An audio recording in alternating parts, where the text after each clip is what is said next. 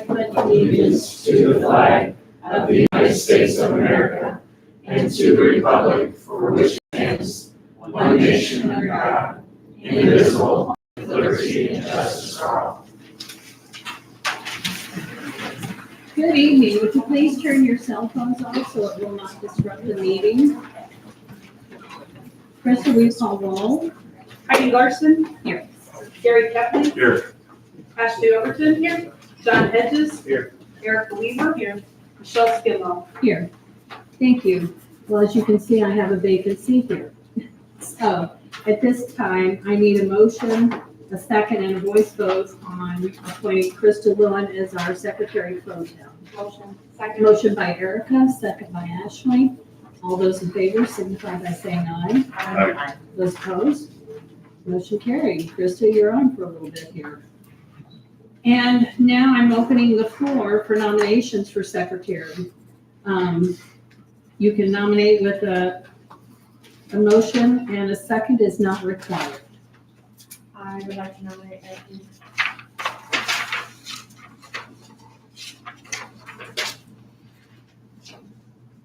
Are there any other nominations? Seeing none, I close the nominations.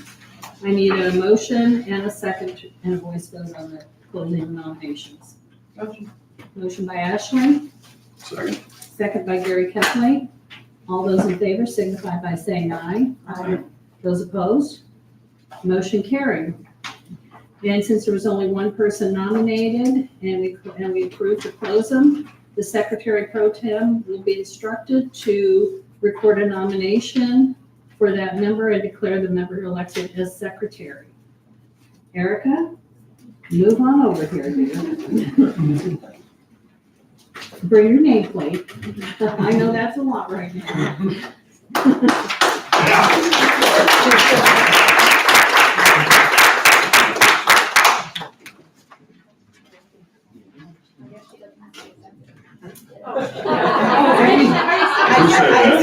Okay. Chris, why would you ask that? I know. Okay, we took care of our business. Under reception of visitors, we do not have any agenda visitors. Are there any non-agenda visitors who wish to speak at this time? Seeing none, we will move forward to item 3, the consent agenda for board action. 3.1A, regular board meeting, June 14th, 2022.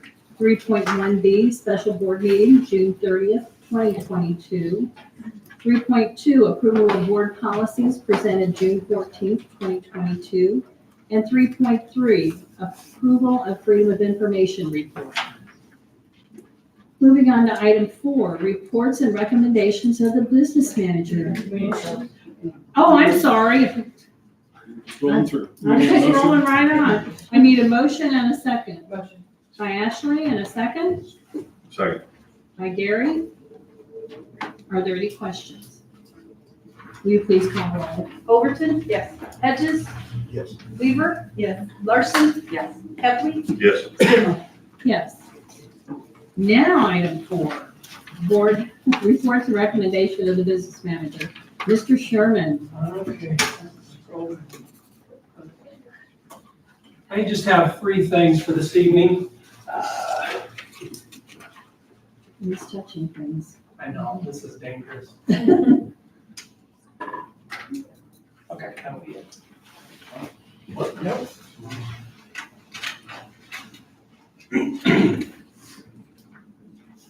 There we go.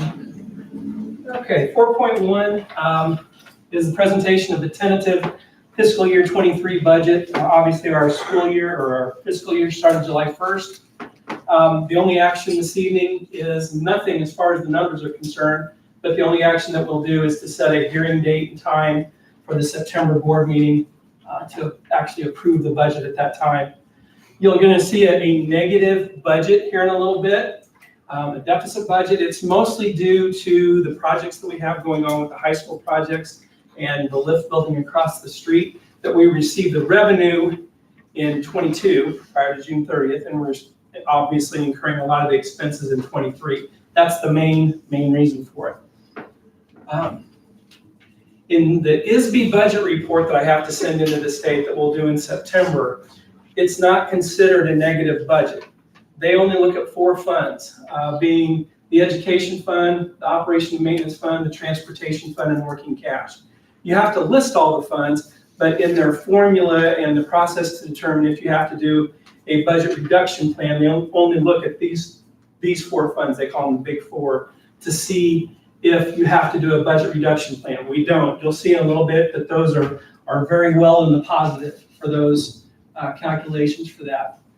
The numbers are tentative at this point. Obviously, we're only, 12 days into the fiscal year. There's a lot that we don't know, especially on the revenue side. One thing, for instance, we don't know what the EBF money, the old general state aid, the big number that we get from the state aid, from the state, on a revenue side, there's other things as well. And as we get closer to the September board meeting, we'll have those finalized for you at that time.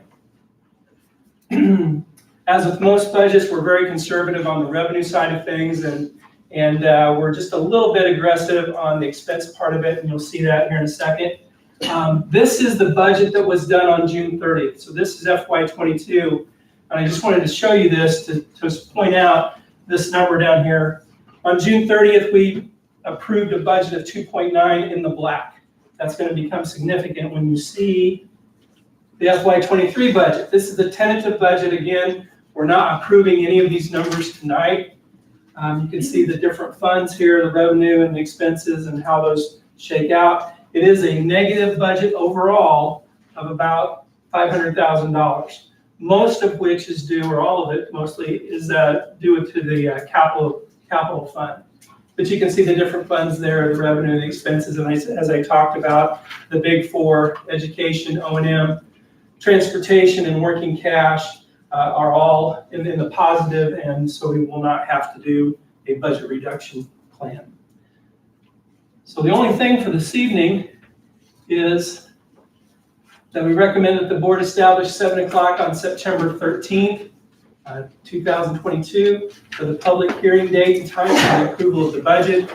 If you approve this tonight, I'll get the ad in the paper. By law, we have to let the budget sit for 30 days and have it on public inspection in case anybody wants to come in and see it. So from now until the September timeframe, obviously, is well over the 30 days. It has to be approved by September 30th. That's one of the guidelines from the state.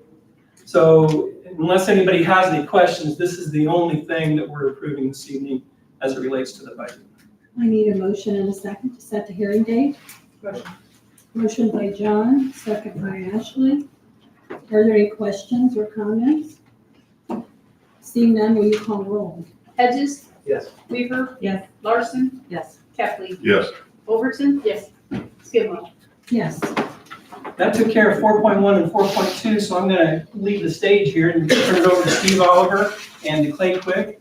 Steve is the president of BLDD, and he's in charge of all the things going on with the lift project and going to give us a progress update. And Clay works with Grenlow. He's got a good insight on what's going on at the building, and they have some things that they're going to talk about.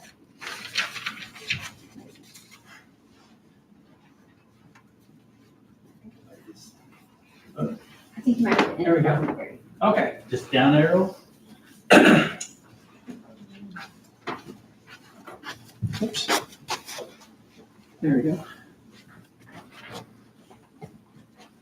Down arrow. You should. All right. Great. Well, good evening, everyone. It's Steve Oliver, Clay Quick. So we're quickly approaching the time that everybody's been anticipating. So I know we're a little more than a month away from the start of school, August 17th, and the teachers come back a couple days before that, 15th. So trying to remember how long ago it was we were here last. It's been a few months, so a lot of work has happened. If you've been by or around the building, you've seen a lot of activity, a lot of workers. At any one time, there's probably, Clay, been 50, 60 workers in the building at one time. So as we've known from the beginning, there's a lot of work to accomplish with this project just starting January this year, same year. So we're getting closer, a lot of work yet to be done, but we want to give the board and the public an update on where things are at. So we're just going to kind of go through this PowerPoint slide by slide, kind of floor by floor, and give you a little update of where things are at, and certainly jump in and So we're just kind of gonna go floor by floor with sort of updates, give you some pictures of what's going on. And I know Grunlow's plan from the beginning has been to complete the finishes of the floor, starting in the lower levels, work their way up to the top, realizing the upper levels, 5th and 6th, will sort of be the last to be completed. And then we've scheduled furniture delivery to sort of in that too, realizing that, as you know, it's gonna be down to the wire, there's gonna be work going on, I'm sure right up to the last day to get everything, and there's a lot of details and a lot of finishes to go in yet. So, again, I think there's some relevance in terms of program updates, and I don't know if Christy, if you're going to talk about those as we go through those, or who is, but I know there's some of that in this slide as well. So you just want to talk a little bit about the exterior work status of that, Clay? So we're really pretty close. The exterior is probably 80% painted. I think we have a little bit of soffit paint left to finish up. The fence on the northeast corner is complete. The canopies are complete. I've got to fix the sidewalk on the east side, but we're really close on the exterior. And as you know, the district's purchased signage that'll go on the west side. There's one up high, kind of the logo, the LIP logo, and then the main signage down low, right above the canopy. I think that's scheduled to go in the last week in July. So I know it's been fabricated. I think everything's lined up. Monitor Science has been coordinating with Grunlow Construction to kind of get the placement of that. So that's going to be exciting to see that go up here in these next few weeks as well. Just another shot of the back side of again, although the ephes has been painted and this window wall is going to be going in here as that work gets complete. A lot of the construction equipment has been brought in, right, Clay, through those windows, and those are going to be closed up here in the next few weeks too. And I think you mentioned on the first floor, of course, you've seen plywood around the lower level. That glass is getting replaced, that curtain wall, and that sounds like that's going in now. Just started. And what's the schedule, do you know, for that to be? 3 or 4 days. They're hoping to have it all in. So once that's in and secured, then that plywood will come down and start looking more like a finished building there on the lower level too. So again, basements, that's a communications level. Again, you want to talk a little bit about progress down there? Yeah, you walk down there, it looks like a finished room finally, minus the flooring. We've got ceilings in, we've got lights, all the clouds are in, walls are all painted, it's clean, it actually looks like a building finally. It's not just a demo site. So the few things we do have left, there's a little bit of glazing, a little bit of glass work to do. The flooring, obviously, material started to deliver for that today. They're scheduled to start Thursday morning. Hopefully that'll take 3-4 days, and then we'll be really about wrapped up in the basement. Yeah, and the only reason probably flooring wasn't down there was some moisture issues with the old slab moisture mitigation that had to be taken care of. Furniture is scheduled to be delivered, the first installation, July 25th.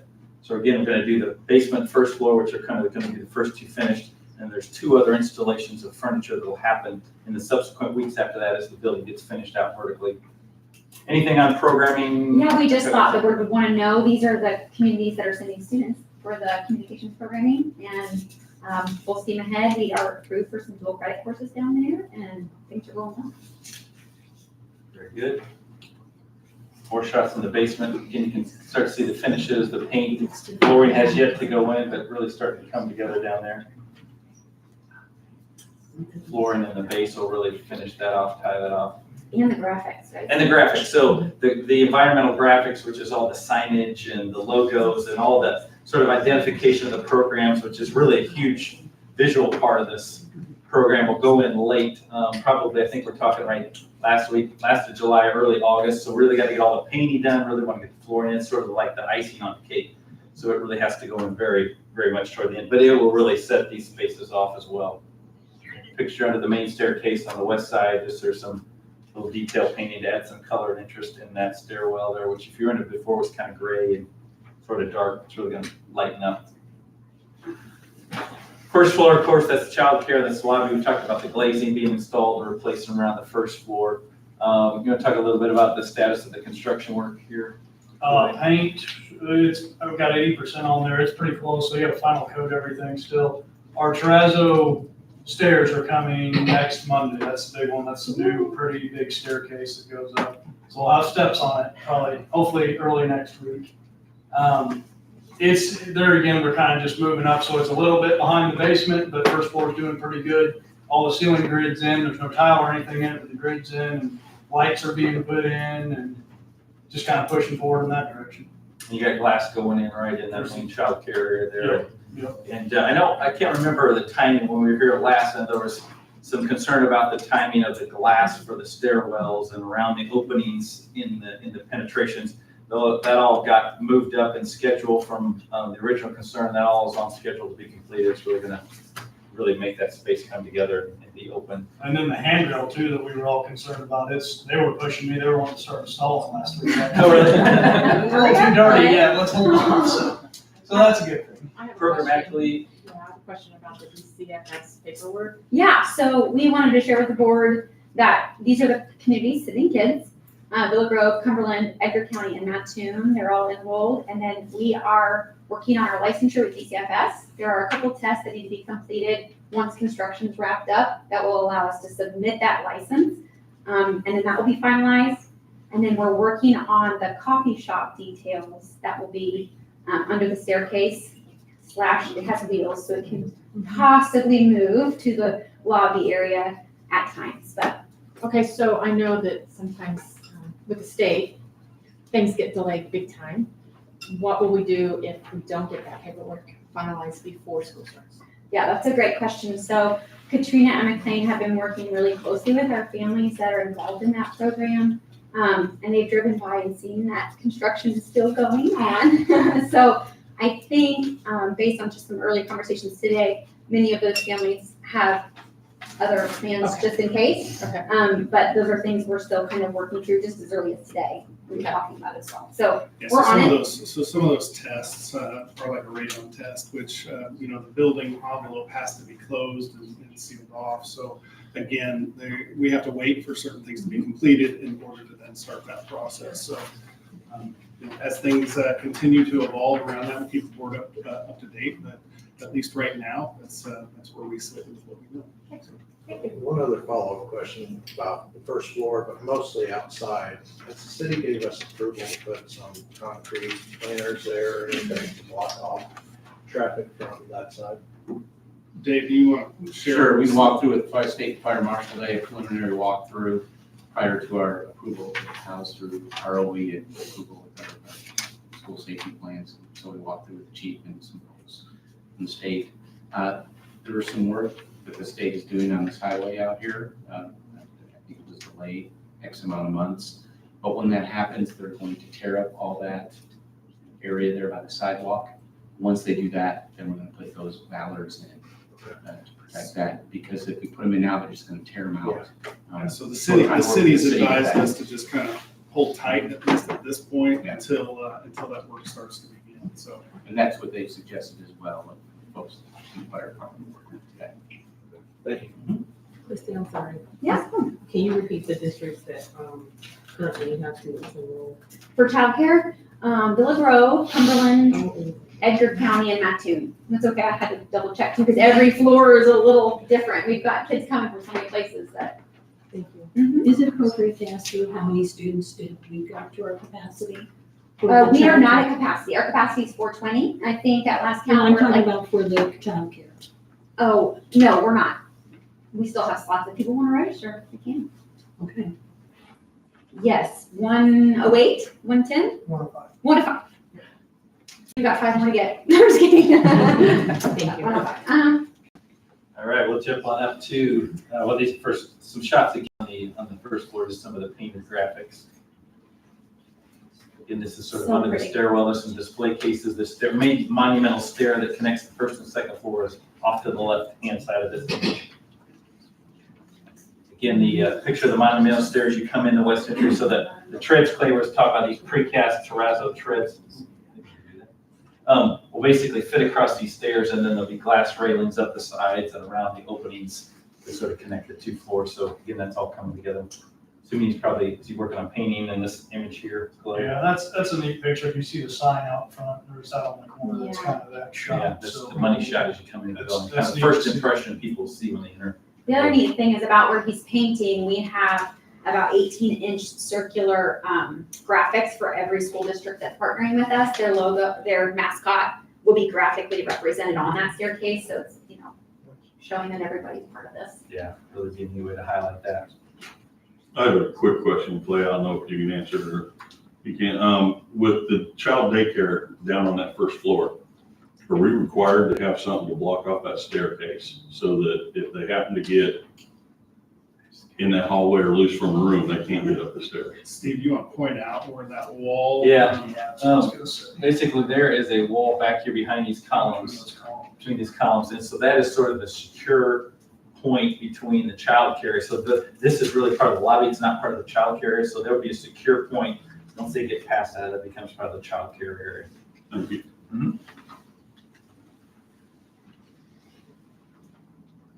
Other picture here, you can kind of see the monumental stair just in there. So again, there's a glass wall that'll go up back here that sort of separates. Yeah, that's the track for it right You there. can see the track right up there that'll separate the childcare area. So you'll be able to see into it, but it'll be secured from the main lobby.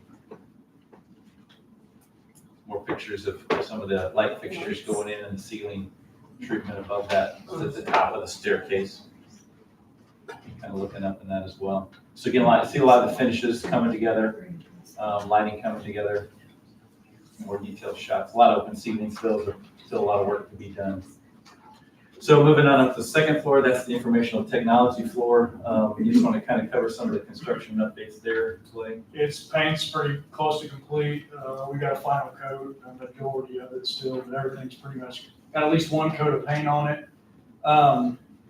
The big thing on that floor is the nano walls. They're coming from Germany. They haven't shipped yet. I guess cross our fingers on that. And hopefully we'll be good there. I think we will. Arrow's working with them. Arrow Glasses. I've had a lot of luck with them over the years, so I think they'll make it happen. And on that note, the programming on that floor can move forward without those walls. It's kind of more of a statement, kind of enclose the server, so Right, kids can not still do all security the issue. programming, yeah. Because there are some supply chain issues, which I'm sure you're familiar with, happen all over the world. The other one's the operable partitions, like between the broadcasting and recording studio in the basement. Things that won't impact security, opening day, or anything like that, but there's likely going to be a few of those that are going to be arriving and installing after opening day. That glass operable wall being one of them. But again, not anything that will hold up anything from a programming standpoint. And we're really pleased with the turnout for this floor's programming as well, with Tuscola, Arthur, Cumberland, and Mattoon students coming together to learn in that space. And As again, you'll see, their furniture's coming for the second and third floor that following week. right, So Clay's gonna be pushing folks to get things finished up and wrapped up so we can get some furniture. Yep, I keep saying it's gonna be like one of those HGTV shows where they're like, "You're that best." It's gonna be a little crazy. We're gonna need everybody on deck August 1st to Well, get our it's on art deck back to for go built. whole month of August, it'll be a little hectic, I'm sure, but it's really starting to come together. Anything programmatically you want to cover? I think that's it, yeah, that's the big thing. Pretty much self-explanatory. More shots of this floor. Again, you see a lot of the finishes in place, paint colors, flooring. Really, again, yet to come, which will pull a lot of this together, as well as the wall graphics, sort of the boxing in around the perimeter of the exterior curtain wall that's there. So that plywood bench you're looking at there, that'll be covered in solid surface. That'll be a really nice area. I don't know if you guys are gonna use those like a sitting area for students, but that basically goes around the entire exterior of that floor too. So There was an old concrete curb beam that was in there, so it really could bring the floor up to that. So it was a good way to make that useful and hide the original construction around the perimeter. Kind of see that happening around there too. And then third floor HVAC, green energy. Again, Clay, I'll let you talk a little bit about the status of that floor. we just started painting ceilings, walls, I think have primer on them. We're doing prep for the epoxy floor. That's supposed to happen hopefully mid next week. They're gonna come in and start pouring that. They did start installing some ceilings today too, so it's, there again, it's just every floor is a little bit behind the other one as we go up, but we're making progress. And remind me, correct me if I'm wrong, Clay, but this is the floor that has the glass overhead doors that connect sort of the collaboration space as part of the lobby to this. And I think there were some issues with the supplier on that too. So that's still kind of hanging out there. But again, nothing that prevents security or the function of the space from a teaching standpoint. McLean's done a great job working with facilitators on the third and fourth floor to kind of bridge those programs. So these are some of our largest enrollment programs. We've got kids from Tuscola, Shiloh, Charleston, and Mattoon here. And then they'll also kind of work with Mr. Brown's program on the fourth floor. More shots of this floor. See under construction, a lot of the finishes and the two-story volume in this place as well, colors going in. A lot of natural light, which is what's great about a lot of these floors, is really bringing that natural light from the outside of the building. If you remember before, everything was very separated, you just felt like you were in a dark space. So bringing that natural light in from the outside and then vertically through some of these openings is really, I think you'll be shocked at the amount of natural light and just open airiness you feel you get in this building from what it was originally in its previous function. Fourth floor, manufacturing, construction, trades. You want to talk about that status, Clay? So it's got a bunch of, I don't know if there's a photo of it or not, I but think we've got there is, a bunch of plywood partitions. They're kind of gonna be workstations for students. Those are close to done. They're working on finishing up the drywall. That same plywood bench, that plywood bench detail is gonna paint on that floor, so that'll be, again, a nice area for students. And that floor also receives a good portion of its epoxy, so we started floor prep for that, trying to get a jump on the game there, so. Programming here, you can see the students coming from Tuscola, Calvin Herrick, Arthur, Martinsville, Shiloh, Cumberland, Edgar County, and Mattoon. It's worth noting, we also have multiple dual credit opportunities available on both of these floors. So, and the programming is ongoing, lots of development still happening, but it's all really, really good stuff and great response to that program too. And just some pictures of fourth floor. Again, you can see sort of this connection between third and fourth floor. Some of these partitions that Clay was talking about that are plywood, the product construction trades area. They again have work benches within them. Getting a lot of natural light on this floor, that sort of perimeter bench detail. Again, so it'll be a very open airy floor there, a lot of exposed ceilings. Again, glass railing will go around a lot of these areas. This is just the security safety railing here now, but that'll be very visible. So you have a visual connection between the floors as well in these collaboration spaces. And then going up to the fifth floor, the Leadership Institute, the Advisors floor. Again, I'll let you Clay cover construction area there. Drywall's all hung on that floor. They're working on taping mud in it. They're getting pretty close. I think they told me by the end of this week they'd be done up there. They're working on hanging all their ductwork for the HVAC system. Their plumbing rough-in's all complete. There's a ton of rough-in that goes in that ceiling because you got to think above that's your kitchen. So you've got miles of PVC, it seems like, right through the ceiling up there. That's all complete, so that's a big step there. Anything programmatically there? Yeah, moving ahead, we're working with Franklin Covey this week, actually just on finalizing some certificates. You see the students who were enrolled from multiple communities in that program as well. Some shots of this floor. Again, if you remember, this is the floor that really was gutted, opened back up. So it's very different from what it was before. You can see some of the fireproofing in the ceiling. A lot of that will be covered under acoustical clouds, and a lot of the other classroom spaces will have finished ceilings in them, but really coming a long ways. I should back up for a second.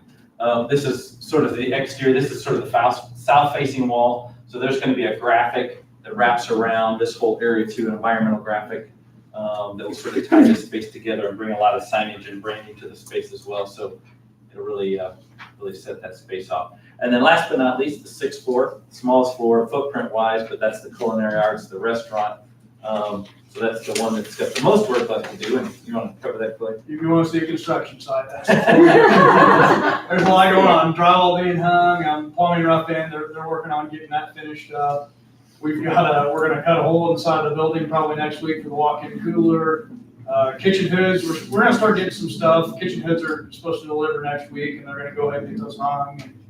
So we get our ceiling work completed. We've got some iron work to do up there. It's full-blown construction on the sixth floor still. Yeah. And this is the one floor, just to make the board and everyone available, this is the one floor that will not be complete start of school.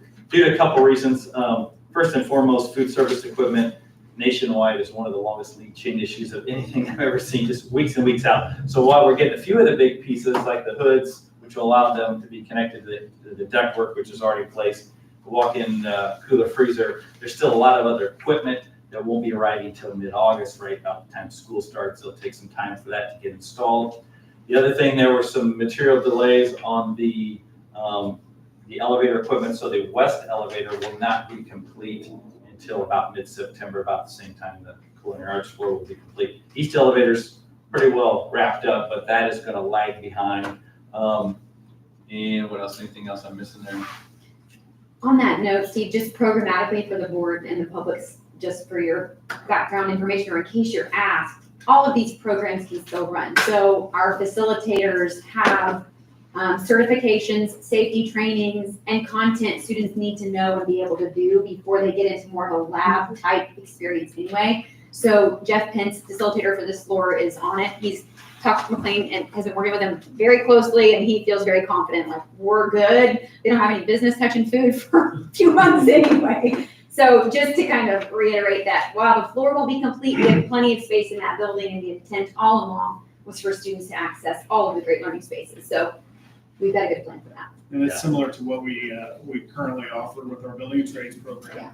They have to go through a safety course before they're able to go out into the field. Likewise with Health Ops. So again, we see this as an opportunity to get our kids ready. And then once that kitchen becomes available, hopefully we'll be opening up for lunch.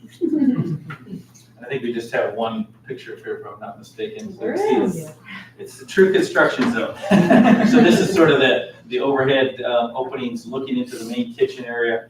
So even though this floor has the smallest footprint, it's got probably the most going on. So much plumbing, HVAC with all the exhaust to it, all the food service equipment, just a lot going on in a very small area. And so again, the last could be completed, but I think it's going to be a really great space when it's all said and done. So again, furniture for these upper floors, like another week behind, I think that'll be the week of August 8th, if I'm not mistaken, that furniture for the upper few floors would come in. So not a whole lot of furniture up here, but again, one we'll just have to work around. Most of the work left up here at that point will all be inside the kitchen and not in the dining area, which is where the furniture will end up going. So I think that'll work out okay. So I think that was it, if I'm not mistaken. You're right. Any other questions, comments, thoughts for us? It's exciting. It's exciting to see all the changes that have been made. It is. It's pretty amazing. These guys have done a fantastic job. It's been a hectic schedule, which we've known from day one. But these Grenlows and their team has been on top of this, working hard and coordinating, and it's taken a team effort to really coordinate, complete, and keep everything on track. So even given all the supply chain issues that we're dealing with nationwide, and I'm still amazed that at this point everything looks to be on schedule, and I'm excited to see the end result once everything gets put in place. So because the furniture and the graphics are really going to make this place come together. So I can't wait to have all of you see that in person. Clay, this is a picture of your office, right? That's That's a chef right there. Construction office pretty much from day one. And pretty much they're getting pushed out too. Yeah. Thank you guys Great very job, much. guys. All right. Thanks, everyone. Questions, Heidi? You need to begin? Chrissy? Yes. I didn't want to keep going because they had such a good presentation. So our number's at 105. Mhm. What, obviously, the target is as many as we can. Absolutely. What's the number that we need for budgetary reasons? That is an excellent question. So this year, whenever we initially set the tuition costs, you'll probably remember those conversations around, we don't know what the actual cost will be until after a year of operation. And in all of those conversations, we decided to set it at a low amount so it's accessible. So the $1,000 per student per semester is what we're currently charging. In terms of will that be enough to offset the overall programmatic costs? We probably think no, but we won't know for sure until the end. And that's whenever we'll, like in December, I think is when we put in the IGA that we would revisit the costs, and then we would let member districts know what their costs are gonna be next year. So that's a really great question that we're gonna need to stay on as a team, so that we can make a good recommendation for the following year. But we knew going into it this year, number one goal, get kids in, have some great experiences, because that allows McLean to market it more and get more students in. And the closer we get to capacity, the more likely we are to be able to meet all of those costs and maybe then some. So And the $1,000 is for out-of-district students, the sending districts that we have agreements with. Just want to make note of that, not for Maxine School District students.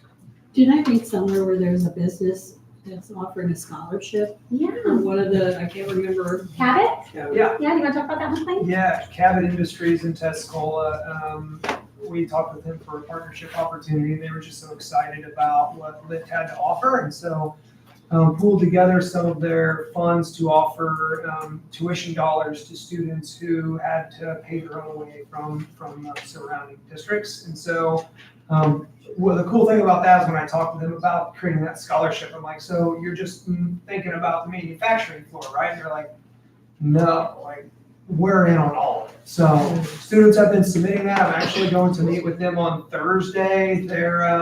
Their team is the one that's awarding those scholarships to students. They thought they had to pay, and they're going to be getting a phone call here soon, and their tuition costs are going to be covered. So The other cool thing is that, Cabot is in Tuscola, and Tuscola is one of our member districts. Yeah. Who's covering the cost. So. Yeah. Just a business that really sees this vision and understands the need for a workforce that's ready and leaders in the workforce, so. they're all in, and it's really refreshing talking to their team and just their beliefs on Lyft and what it will do for our region aligns directly with us. And it's just a really refreshing partnership. So, McLean, how many are they gonna offer this semester? So they right now have $6,000 that they're going to pool together, and we're also working on a grant opportunity through their Cabot Corporation Grant Foundation, which is part of their national connection to be able to offer even more. So we're getting the party started here, but they've got vision to try to do more than that. So. Nice. It's Maybe also other worth noting, businesses will that's what I was gonna then. say, we've had several other businesses, they're like, we wanna do something, how do we do it? So, telling the story also helps people see like, oh, well, we can do that, so. Nice. McLean, how many districts do not cover the tuition? Do not, I would say more than half. I have to do the number. So most districts in some form or fashion, the student is paying a portion or all of the cost is coming out of them. So their local boards have determined for whatever reason that they're not going to cover that cost. So in some cases, kids are paying $250 and the board's covering 85% of the cost. But in other cases, it's all on the student and their family. So Okay, thank it's you. definitely a barrier. What about dual credit? How does, because some of these programs are the same at high school, are they both gonna be dual credit? So they will both be dual credit, but it's different courses. So we were able to work with Lakeland, so our high school students in Mattoon have a very broad course catalog. So they'll have the opportunity to take the dual credit classes that we're currently offering at high school, but if they enroll at Lyft, it's different course codes that they can take while they're there. And we have a ton of courses that have been approved. And, it goes to say, like, people at Lakeland have been wonderful to work with. They've come and sat down with us many times. We've looked at their syllabus, our syllabus. We've talked about how might this look, and Tessa has been great at Lakeland. She's new in that role, and she's worked with the facilitators to say, use this textbook. We can align what you're doing with these course objectives. There's a long list of classes the kids can get dual credit for, but they are complementary to what's happening in Mattoon High School. Yeah, good question. That's also all going in a program guide that is worth noting. On our website and on the Lyft website page, you'll notice the programs are all on there, and Callie has done a great job working on a paper version of a more robust program guide that has listed, in construction trades, these are the certifications, here are your dual credits, and here's what you might get in the workplace with these certifications graduating from high school. So, yeah, it'll be a great tool. To take a second to brag on our facilitators, those program guides are like ongoing, like continually developed because they're seeking out additional certifications, additional dual credits, additional opportunities for kids. So they're just doing a really good job of building their programs. I think having that accessibility to parents, right, so that they can, not all information from high school students come home. So the idea that you can look and understand and. Yeah, like why would I send my kid, why would I pay this $1,000 and you can see, well, here are the potential outcomes from being a part of that program and how that offsets, but I agree. We're in talks about what those events look like for families, kind of starting off in the fall and throughout the year, because all 105 students become an opportunity to tell a success story and connect with other students and or their families to kind of show this is what my experience was like and these were the outcomes that I got. Just sitting here thinking, I wonder if my since it's gonna be dual credit, for like the Illinois 529 plan, help pay for some of that college tuition, dual credit. We talked with somebody about that. We did. And I don't think that we have the logistics of that figured out, but I do think that that's an option that we would have to explore, like through Eastern, in order to make sure that, yeah. That'd be awesome, if you've already started a college fund for your kids, and Yeah. you knew that's the way they wanted to go, and do it in high school, that would be amazing. Yeah. Oh, yeah, cheaper too, absolutely.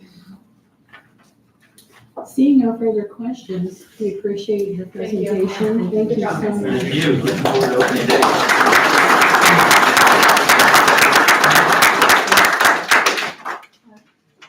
Item 5, reports and recommendations of the Assistant Superintendent for Student Services, Dr. Scosi.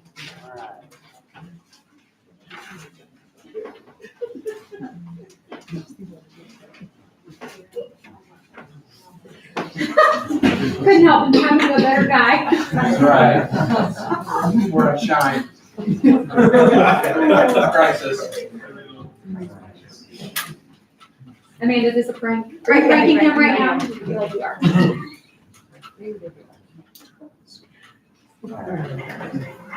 Board ends before then, the July personnel report. We have item 5.1A, no certified resignations on this section of the report. We have item 5.1B, certified appointments. Kurt Embrook, Matthew Middle School academic coach, effective 22-23 school year. Daniel Herrera, Matthew Middle School ELA teacher, effective for the 22-23 school year. Julia Thomas, Matthew Middle School math teacher, effective for the 22-23 school year. And then Rachel Dewey. Rachel Dewey used to teach for us in the elementary school. She's coming back as a substitute teacher for us, effective for the 22-23 school year. In addition, the addendum, which was updated as of 1:30 today.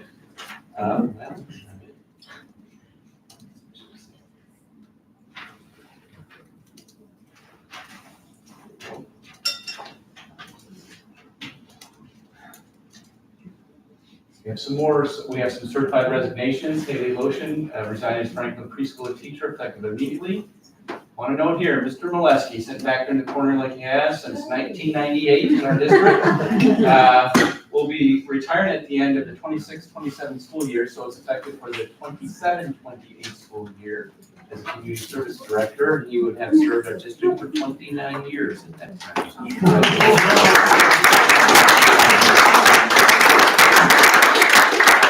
We're proud of you. Enjoy the next 5 years. Appreciate all the work you've done, Chris. You've been a phenomenal leader in our district and just a positive, inspirational individual. And you served many roles as art teacher, assistant principal at the middle school, principal at Williams School for a long time. Your role here is in the district as a community services director. So again, congratulations. And definitely look forward to working with you. Moving forward, Tiffany Williams has resigned as Matthew Middle School teacher, effective immediately. As we move on to item 5.1B, we have Michaela McPherson, hiring her as Matthew Middle School and high school local teacher, effective for the 22-23 school year. That's only that school year only. As you remember, we have hired Mr. Zach Smith will be taking that position the year after that. So that's for due to retirement. Jennifer Peters, Franklin preschool teacher, effective for the 22-23 school year. Matthew High School graduate, Courtney St. John, Matthew Middle School math teacher, effective for the 22-23 school year. Pending licensure, working through some of that. As you can imagine, like everything to the state right now, licensure does not seem to come through quickly, so we're working with trying to do that and confident that will occur by the time school starts.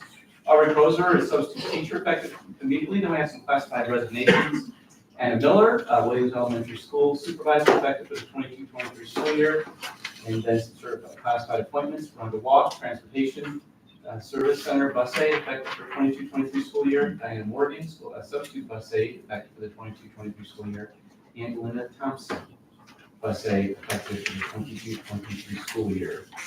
We have 35 brand new teachers that are going to teacher orientation this week and next week come to our district. We're very excited about that. And proud of our district and all our building administrators and administrative team in working to do that and bring these fine folks in our district to help our students learn and grow. And I can tell you as right now, all our vacancies for this upcoming school year are filled as of this afternoon.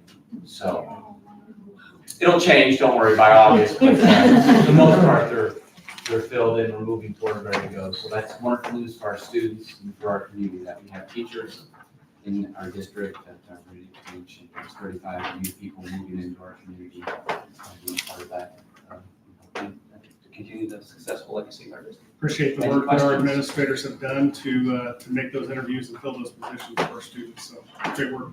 Are there any questions? How's the coaching? So work on some coaching positions through the districts, some basketball, some golf, basketball. Most head coaches are full Yeah. this one? Some, I think we still have one pending, Trent. Are you in here somewhere? I'm here. Yeah, All head coaches are full. yeah, assistant coaches, we're still. Three. You'll get that in August, an updated extracurricular list in August, we're hopeful. We'll have all this. All right, I need a motion and a second to approve the personnel report. By Ashley? By John? Are there any questions? Would you please call roll? Kathleen? Yes. Overton? Yes. Hedges? Yes. Weaver? Yes. Larson? Yes. Skidmore? Yes. Item 6, reports and recommendations of the Assistant Superintendent for Student Services. Dr. Hill, you are. Thank you.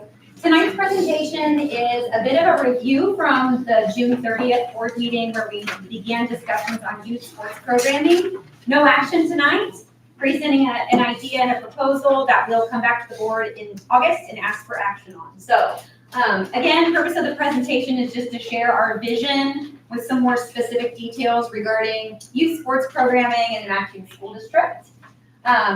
It goes again, it's worth repeating how thankful we are to the Y, who does a great job with youth sports programming, and this is an opportunity for us to kind of build upon that. So as we're defining youth sports here in the district, again, we're looking at kids in 4th, 5th, and 6th grades, and we're defining any kind of a sport as something for which we have a varsity sport. So we're looking at it from a programmatic lens. Why youth sports? The board has all this research. It's similar to it is what we talked about last month in terms of expanding opportunities for all kids. We've talked about that since our kind of revisioning in 2017-18 school year. We know research tells us these are the outcomes for students who are involved in team sports or activities.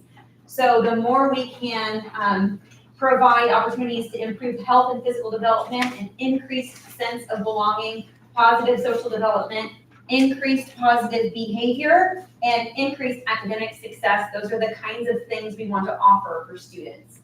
We believe in programmatic success. The best way to get to that, as we talk about with academics or anything, is to start early exposure and for strong alignment. So that's why we really want to emphasize programming guidelines with our varsity programs at the high school. We believe in service, and that's an honor cord that kids can earn. Is it 100 hours, Mr. Stewart, over the course of their high school career? So we believe that our high school athletes and our student athletes can learn and benefit from service, and we know our kids really love it whenever the big kids come and hang out with them. And we also believe in equitable access. So while there are lots of great opportunities in Mattoon, sometimes barriers such as transportation, family schedules, those types of things prevent kids from all getting there. We're fortunate to have so many kids in our schools. And so tonight's proposal, as we get into more of the details, capitalizes on the fact that we have them and we can work with them while they're there. So the specifics, based on the survey data we shared in June 30th, the specifics we're going to propose for now is a season schedule that doubles up boys basketball and girls soccer in the first quarter of the school year. So in the fall, we'll have boys basketball for 4th, 5th, and 6th grade, and girls soccer for 4th, 5th, and 6th graders. And then in the spring, from March 14th through April 28th, they're both 6-week seasons. We're looking at offering girls basketball for 4th, 5th, and 6th graders and boys soccer. You'll recall those were our top 2 vote getters for kids and for their parents. And then in the month of May, we're looking forward to a couple weeks of track and field exposure with a culminating event on our beautiful athletic facility during the day. hopefully at Acton High School. So we have that field day opportunity for student athletes to go and hang out and maybe do some softball throw instead of shot put. So the other part of our proposed program has to do with requirements for students and participation. And the things that we've talked about as a team, we had our elementary principals, Mr. Pugh, our middle school principal. We also had Mr. Duckett and Mr. Sharp as our athletic directors as part of those conversations. We want to look for positive behavior, attendance at practices and also in school. It also goes to know that students will have to have a sports physical. They will have to kind of meet those same requirements for kids who are involved in our IESA sports. We're going to add the position, request the addition of a stipend position of a coordinator. So this person will organize and manage the schedules, the communication, the rostering of these seasons. And that'll be a fun job for somebody who really is interested in these kinds of things. And we've got a couple great young leaders looking for an opportunity to have a leadership role. General budget, Mr. Duckett did a little research on shirts. So our idea around this, without getting into too many of the details, is that participants will get a shirt. One school, Riddle will be the one color, Williams will be the other, or east side, west side of town. With that shirt, students will gain entrance into varsity athletic events. We're anticipating that cost to be about $7 a shirt, unless, what do we want, like fancy jerseys, and I was like, double-sided and all that. We're like, oh, it's t-shirts for now. And then our estimated startup cost, this is a high estimate, but we believe it'll be about $1,000 to get the equipment we need for boys and girls basketball, if they can share, and boys and girls soccer. So that would be the initial investment for all those positive outcomes that we saw on the research slide. So in August, again, we'll come back and we'll recommend action to just establish a youth sports program. So the board's action would just be to say, yes, you can go ahead and administratively organize and run that program. In between now and then, I would invite anybody. If you have questions or ideas about this, reach out, because we are in the process of building all of these details as we speak. Are there any questions? So Go ahead. Go ahead. Okay, how we do with the high school, if you're in one sport, you have to pay so much. Is this gonna be the same way with these sports? So that's a great question. Our team recommended no. Our team recommended that it was a programmatic cost that we would offer to our families. My question, I don't know if, as far as the shirts go, and I'm just thinking out there, especially since Laura Roberts isn't here to get me after the meeting. I know students in her class have projects they have to do to get graded for. Is there possibility that they could do these shirts for these kids and for a graded project? I think that's definitely worth exploring with Laura, something we could talk with her about. Yeah. The more authentic opportunities we can give kids for those kinds of projects, the better. So worth exploring for sure. Yeah. Especially since she's not here. Yeah, exactly. I think we briefly touched on it or some point last month, but these kids, is it gonna be a competition or more skill-based, or is it gonna be a combination thereof? Yeah, that's great. So we're developing a handbook, and the handbook clearly articulates the purpose of this program is for skill building and kind of feeling the sense of a team. So there will be a competition on Fridays. So our idea is that students will practice Monday through Thursday, and then Fridays will be a friendly, because kids like to play and they like to play. So over a 6-week period, we envision practices 4 days and a competition on one day that then families and people can kind of come and watch. But the emphasis absolutely being on skill building, learning the foundations of these games, and also learning to love them and to love being on team. So yeah, we hope that there's not any like world championships of Mattoon elementary schools. Although I've heard that like back in the day, it was like Bennett versus Oh, yeah. I'm like, who's the best? Well, the reason I ask is I think there was a couple schools that Ah. play, like Maroa Forsyth, then like Arthur had like little teams that would come together. Yeah. Like the Mattoon Youth Association would have to travel to those schools. Yeah, our vision isn't to travel with these teams. It would be just in our community, an opportunity for kids to kind of get some exposure and get ready for 7th and 8th grade when they get the opportunity to do that. So Christy, the coordinator position, is that like a stipend when you would do a coach? Yes, so after the June 30th meeting, we chatted briefly, and that's something that we'll work with our ABA leadership on, kind of looking at what exists currently for stipend positions and what would be a comparable and fair agreement that we could reach for someone doing that job. And then would they also be the coach to these No, teams, or who's so- doing that? So what we've talked about is that we'll work with our coaching staff and start kind of in that hierarchy of like varsity down all the way through 7th grade, middle school coaches, and say, you know, who wants to kind of lead this, and we're talking about compensation for that too, time, and then working with their student athletes. The student athletes will probably be the ones working with the groups of students. That's our vision for what will happen. And the particulars of all of that is what our team is going to continue working on. But we want it to be, because if students are learning certain plays or certain skills at 4th, 5th, 6th grade, if it can be articulated well with what our varsity program's expectations are, we feel like we'll be better off by the time our students get to that level of play. Thank you. You're welcome. Any other questions? I'm sorry, just one, do we have any idea of numbers? 1,000. So our initial survey numbers were 190. We think that's probably low because, you know, it's like doing a survey versus going to the gym and like playing ball with my friends. And that was actually something we talked about this week. Like, all right, what's our plan for how we manage this? And I can tell you our intent is to allow all students who can meet those requirements to play. That's what we want. Thank you. Thank you very much, You're welcome. Christy. Thank you, guys.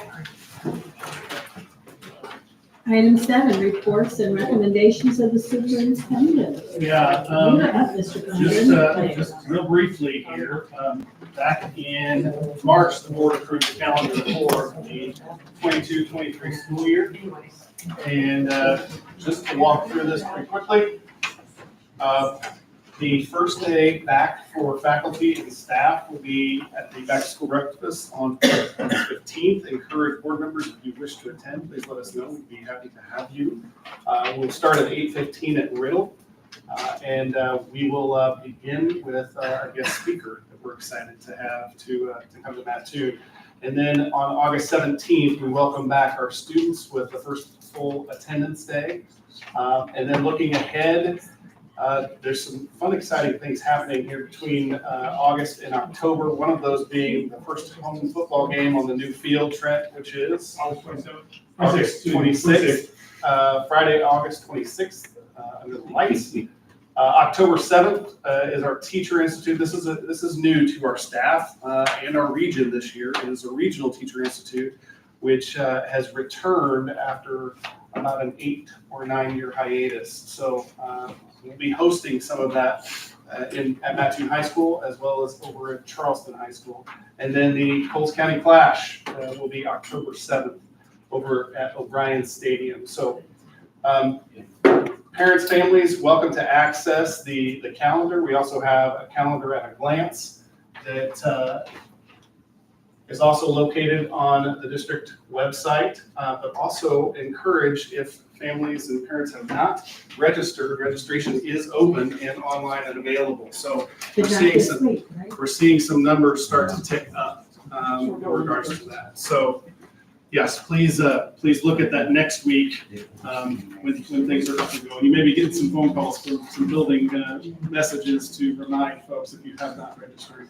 Additionally, I think a point to add here is, as many of you that have students within our schools know, for years now, we've offered free school supplies K through 5, and continue to do that for this upcoming school year. And that is able to be done through a federal grant. Title I grant. And breakfast and lunch. Yes, and also breakfast and lunch are served at no charge to all of our students. So, that's all I have. Thank you. Okay, we do not have any other recommendations or unfinished or new business. Item 11, executive session at 8:00 for matters pertaining to the appointment, employment, compensation, discipline, performance, or dismissal of specific employees. And 11.2, discuss matters pertaining to filling a school board vacancy. I need a motion and a second. John made the motion, second. Ashley? Any questions? Please call roll. Hedges, Yes. Weaver, Yeah. Larson. Yes, sorry. Heffley, Yes. Overton. Yes. Skidmore. Yes. Thank you and have a good evening. Yeah, we will come back into open session because there will be action to appoint a new board member. That board member won't take the oath of office